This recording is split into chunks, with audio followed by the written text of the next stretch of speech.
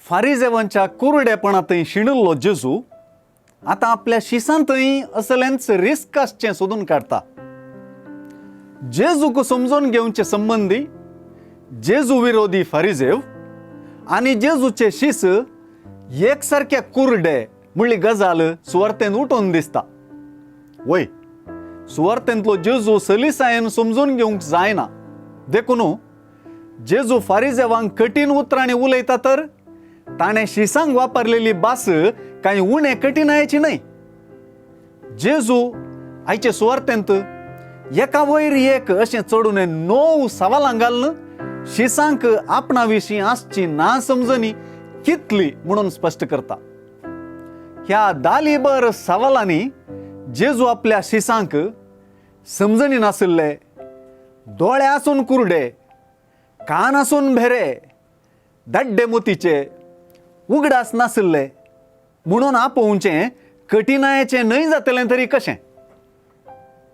ह्या सर्वांत आजुनय तुमकां समजना म्हणलीं जेजूचीं उतरां आयचे सुवार्थेचो सार म्हणयत. फारिजेव जेजूक समजूंक शकले नात आनी जेजूचे शिसी ना समजणेंत पाटी नात. हो एक व्हड विपर्यास. अर्दो वांजेल काबार जातानाय जेजूची वळख जायना तर जेजूची वळख जावची तरी केदाळा. सुवार्थेचे नदरेन आनी जेजूक समजोवचे दिशेन आमी हें सवाल जगोवन दवरचें पडटलें. आयचे सुवार्थेंत खमीर अशुद्धतेचो आनी खोटेपणाचो संकेत. कोरिंथकारांक बरयल्या पयल्या पत्रांत अध्याय 5 वाक्य 7-9 हांगासर सांत पाऊल खमीर पास्कांचे नवसारण्याच्या राजावाक विरोध वेची गजाल म्हणून वर्णिता. राब्बी प्रमाणे खमीर काळजामणाच्या वायट आलोचण्या आनी मांडण्याचो संकेत आसलो. जेजूतय फारिजेवांचो असलो मनोभाव सुवार्थेंत आज व्यक्त जाला.